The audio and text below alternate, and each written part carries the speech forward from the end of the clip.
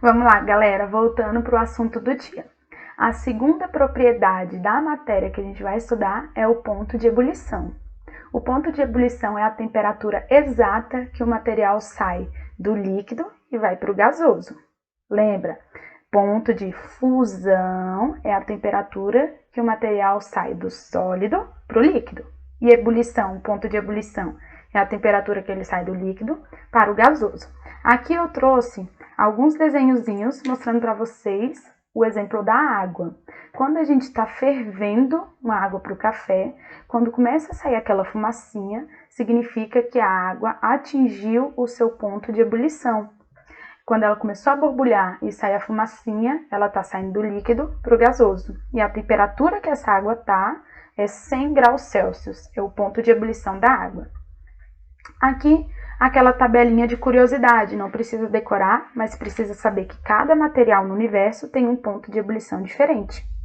Para o ferro sair do líquido e evaporar, ele precisa atingir uma temperatura de 2.800 graus. Para o ouro evaporar, ele precisa atingir uma temperatura de 2.660 graus Celsius. Então é muito quente, né?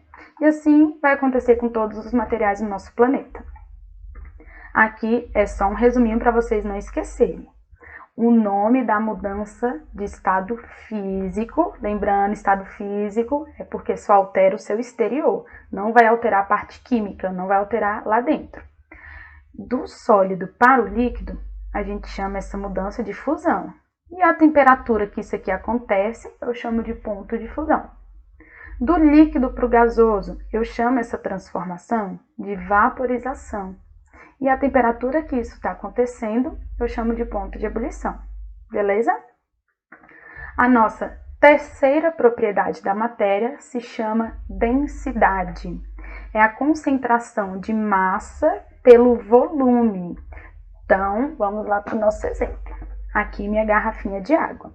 Eu tenho uma matéria lá dentro, chamada água, e ela tem uma determinada massa. Se eu colocar ela na balança, vai me mostrar um valor. E ela está distribuída por este volume aqui, este formato. Quando eu relaciono massa e volume, eu tenho uma propriedade chamada densidade. Os materiais no universo vão ter diferentes densidades. Alguns vão ser mais densos, mais concentrados, e outros vão ser menos densos. Vamos para um exemplo, e eu preciso que vocês pensem aí junto comigo. Qualquer coisa, vocês pausam o vídeo, tenta responder sozinho e assiste depois a minha sequência na correção.